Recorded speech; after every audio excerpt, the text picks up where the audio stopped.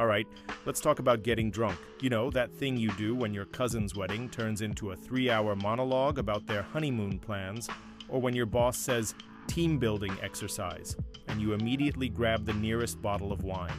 Yeah, we've all been there, or at least most of us have. But have you ever stopped to wonder what's actually happening inside your body when you're 3 glasses deep and suddenly convinced you can sing karaoke like Beyoncé? Spoiler alert, it's not magic, it's science. And bad decisions. Mostly bad decisions. So buckle up, pour yourself a drink, or don't, you'll see why. And let's break down what happens when alcohol takes over your brain and body. Because knowledge is power, even if it won't stop you from texting your ex later tonight. Picture this. You walk into a bar, order your favorite cocktail, take a sip, and bam, your brain starts throwing a party without inviting your common sense. Suddenly, you're laughing louder than usual, dancing like nobody's watching, even though everyone is, and wondering how many tacos you can eat before regret sets in. What's going on here? Is alcohol secretly a superhero serum, or is it just messing with your head? Spoiler, it's definitely the latter. Let's dive in and find out why booze makes you feel invincible until the morning after. Okay, first things first, alcohol isn't just some random liquid you chug to look cool at parties. It's technically a drug. A depressant, to be exact. Before you panic and think I'm calling you an addict, relax. Depressants slow down activity in your central nervous system, which explains why you start feeling chill after a few drinks. Your heart rate drops, your muscles loosen up, and your brain goes, hey, maybe life isn't so stressful after all. But wait, there's more. Once you swallow that margarita or chug that beer, no judgment here, it enters your bloodstream through your stomach and small intestine. From there, it spreads throughout your body faster than gossip in a high school cafeteria. Within minutes, alcohol hits your brain and starts messing with its chemistry. Think of it as crashing a house party where dopamine, serotonin, and GABA are hanging out. Alcohol barges in, grabs the aux cord, and changes the vibe completely. Now let's zoom in on your brain because that's where the real chaos happens.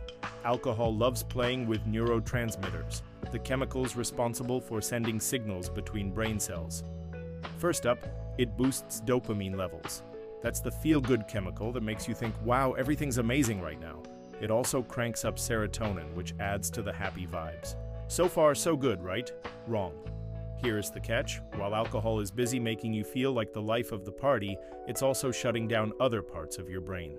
Specifically, it inhibits the prefrontal cortex, the part responsible for decision-making, self-control, and basic human decency. This is why you end up saying things like, I love you, man, to strangers, or attempting to flirt with someone who clearly wants nothing to do with you. Without your prefrontal cortex calling the shots, your inner idiot takes over. Thanks, alcohol. Oh, and let's not forget about GABA, a neurotransmitter that slows things down even further. When alcohol boosts GABA, it makes you feel relaxed and sleepy.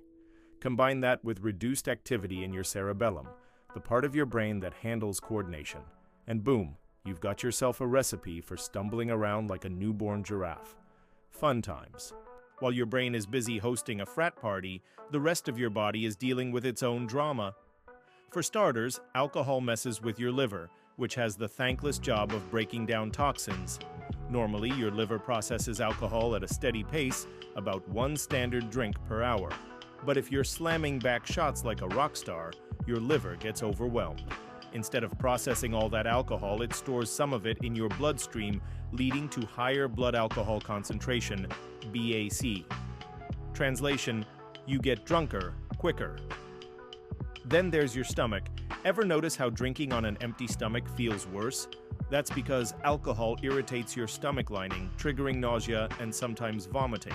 Your body basically screams, "What did you just put in me?" Meanwhile, your kidneys go into overdrive trying to flush out the alcohol, which is why you pee constantly. Hydration tip: alternate alcoholic drinks with water, unless you enjoy waking up feeling like you wrestled a cactus. And let's not skip the pièce de résistance, the hangover. Ah yes, the ultimate reminder that fun comes at a price. Dehydration, inflammation, and leftover toxins team up to give you a headache, fatigue, and possibly a deep sense of shame. Bonus points if you wake up next to a half-eaten burrito you don't remember buying. Here's the kicker. Alcohol doesn't just affect your body, it screws with your emotions too. Remember those boosted dopamine and serotonin levels? They make you feel euphoric at first, but once they wear off, you crash hard. 1 minute you're laughing hysterically at a dog meme, the next you're sobbing uncontrollably because you miss your childhood pet. Emotional whiplash is real, folks. Alcohol also lowers your inhibitions, which sounds great until you realize it means saying and doing things you'd never dare sober, like telling your coworker exactly what you think of their PowerPoint skills, or singing Bohemian Rhapsody in its entirety despite having zero vocal talent. Trust me, no one wants to hear it. Alright, enough doom and gloom. Let's talk solutions, or at least tips for minimizing disaster. Rule number 1, pace yourself. Sip slowly instead of chugging like you're in a college movie montage. Rule number 2, eat food. Preferably carbs, protein, and fats to slow down alcohol absorption. Rule number 3, hydrate. Water is your best friend, especially if you want to avoid looking like a zombie tomorrow. If you're planning to get wild, designate a driver or use rideshare apps. Walking home alone at 2 a.m. might seem romantic in theory, but trust me, it's not worth the risk. Finally, set limits beforehand. Decide how many drinks you'll have and stick to it, or write it on your hand if necessary. Whatever works. So there you have it. Alcohol is basically a chaotic little molecule that hijacks your brain, wrecks your body, and turns you into someone you barely recognize. But hey, that's part of the fun, right? Just remember, moderation is key unless you want to wake up surrounded by empty pizza boxes and unanswered texts from last night's questionable decisions. Until next time, stay hydrated and try not to embarrass yourself too much. Peace out.